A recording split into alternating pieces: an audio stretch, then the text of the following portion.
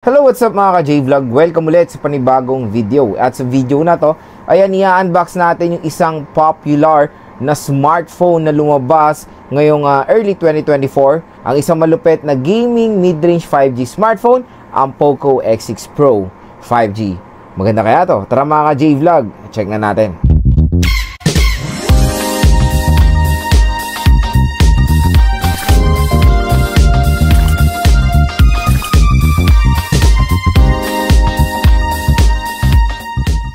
So na mga ka-J-Vlog, malapit na po ang Xiaomi Mi Fan Festival 2024. At yung isang way na isa-celebrate yan ni Xiaomi ay magsisale po sila ng mga popular smartphones ngayong 2024. At isa na nga po. So yun nga, magsisale itong Poco X6 Pro 5G at i-check nyo na lang po yung link nyan sa description box sa Lazada and sa Shopee mga J-Vlog.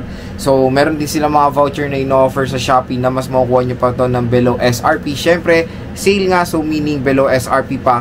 Plus, meron pa may mga exciting vouchers na pwede nyo makuha when buying the Poco X6 Pro 5G. So ano pa hinihintay nyo, i-check nyo na po yung link na ito sa description box.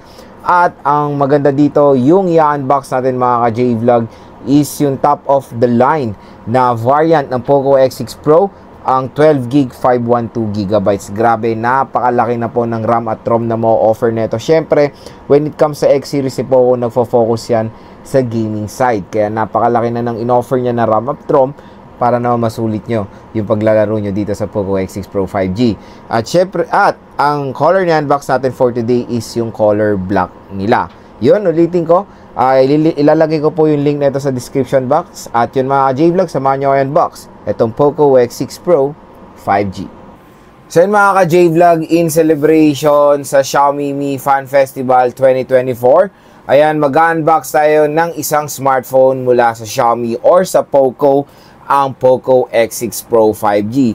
So yun, lumabas na po ito nung early 2024, nung January. At syempre, gumawa ng ingay din itong Poco X6 Pro 5G.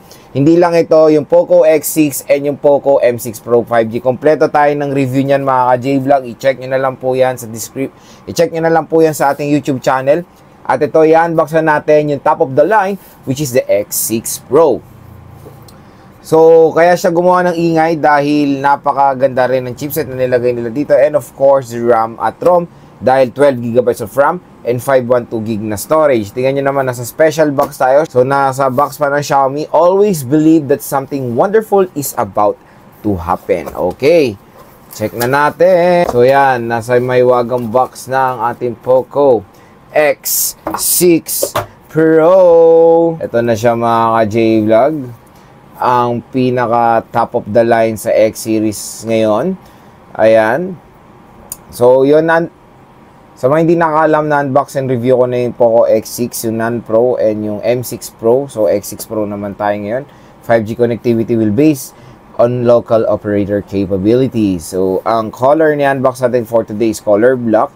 12GB 512 rin pala ang RAM at ROM nitong smartphone na to. Pero ang tanong mga ka-J-Vlog, ang pinaka main question, magkano nga ba ang Poco X6 Pro 5G? So yung Poco X6 Pro 5G mga ka-J-Vlog ay mayroong 2 variants na lumabas dito sa Philippines. So yung unang variant niya ay merong official price, 8GB 256. Nagkakahalaga siya ng 16,999 pesos or almost 17,000 pesos. Tapos itong gamit natin ngayon or yung top of the line is 19,999 pesos or almost 20,000 pesos na meron 12GB RAM and 512GB na storage. At kung interesado kayo dito sa Poco X6 Pro, ilalagay ko po yung link nito sa description box. Okay, open na natin itong smartphone na to. Ayan, Poco. Okay. Ito na yung smartphone. So, dito sa, dito sa plastic, meron tayong mga quick specs. Tingnan nyo naman ang chipset. MediaTek Dimensity 8300 Ultra. Crystal Resolution, 120Hz Flow AMOLED. 64 megapixel camera with optical image stabilization. 67-watt turbo charging and a 5,000 mAh battery. Mamaya na to, tingnan muna natin yung content ng box. At Matic, pag Poco, wala po. Si paring earphone absent na naman. So ito included, meron tayong 67 watt fast charging brick and a USB Type-C cable. So absent po si paring earphone. Pero tingnan natin kung present nga ba si maring jelly case. Okay? So ayan si Baby C may jack tool. At yan mga ka-J-Vlog, present na present si maring jelly case. At syempre maganda rin yung case ng Poco X6 Pro. Same din sa M6 and sa X6 Non-Pro na hindi po transparent si maring jelly case. Matte siya na jelly, okay na okay. Meron tayong quick start guide and a safety information guide. So yun na naman po yung content ng ating box. Next, let's proceed to the main event, yung smartphone. Ito na, ang smartphone na merong pang malakasan chipset, the MediaTek Dimensity 8300 Ultra. So alisin na natin yung kanyang plastic. Ayan na mga ka-J-Vlog. So, tingnan na natin yung color niya in color black. So, in 3, 2, 1. Ayan. So, yun nga. Identify nyo naman kung X6, M6, or X6 Pro. Dahil yung X6 Pro ay merong ganitong setup ng camera. So, mukha siyang quad rear camera to be honest. Pero, triple camera siya. So, sobra yung pagka-glossy niya. Yun lang naman yung major na napansin ko. Ayan, tingnan nyo agad oh. Napansin ko dito. So, glossy siya. Na ayoko na yung ganitong design ng smartphone. Kasi yan, sobrang madikit sa fingerprint. Ay sa mga dumi. Ayan oh. Punas-punas, parati magpupunas. Pero yung frame niya ay matte finish naman mga ka-J-Vlog. So, meron siyang triple rear camera setup with 64 megapixel optical image stabilization. Meron tayong 5G logo dyan. So, sa right side is yung power button and yung fingerprint scanner. Sa taas naman is the microphone, IR blaster, and secondary speaker grills. Sa left side, wala tayong makikita. Sa baba naman ng smartphone is the 3.5 wala siyang 3.5mm headphone jack mga J-Vlog. Wala na. Yung SIM tray, so hindi rin siya expandable. So, dual SIM naman siya. Pero hindi na expandable. Laki ng storage na nito, 512. Microphone Type-C and isang speaker grill. Sa bibili rin na itong smartphone na to, good news, meron na siyang pre-installed na screen protector out of the box. So, open na natin si Poco X6 Pro 5G for the first time. Ayan, Poco powered by Android. And lagay natin si maring jelly case. Kasi sobrang prone siya sa fingerprints mga Jess. Ayan. So, all good naman si maring jelly case. Nagkaroon siya ng magandang look din dahil matte finish din si maring jelly case. So, yan. Ang maganda dito, naka-Xiaomi Hyper OS na itong Poco X6 Pro 5G. So, setup muna natin to. Balikan ko kayo. So, ayan mga ka-J-Vlog, na setup na natin si Poco X6 Pro 5G and naka-Hyper OS na nga itong smartphone na to. So, ngayon ko lang din na experience first hand ang Hyper OS. So, medyo identical din naman siya sa MIUI.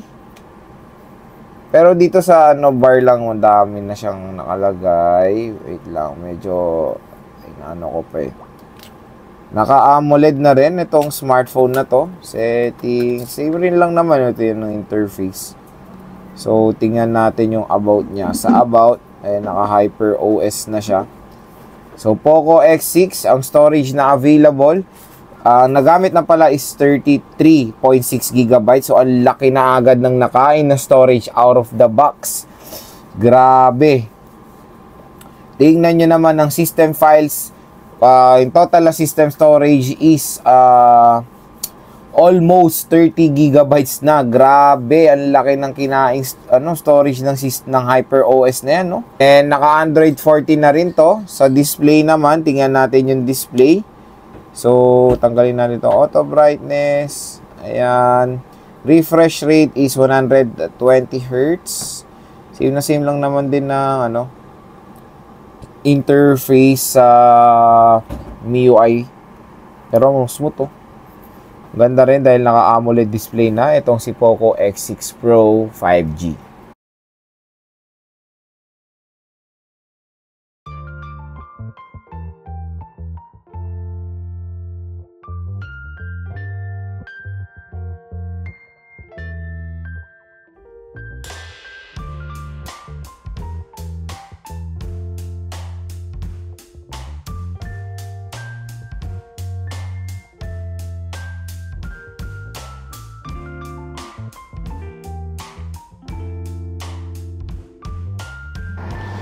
Si Poco X6 Pro ay meron triple rear camera. Yung main camera niya is merong 64 megapixels, f1.7 aperture. Meron tayong 8 megapixel ultra wide na merong f2.2 aperture and a 2 megapixel macro lens na merong f2.4 aperture.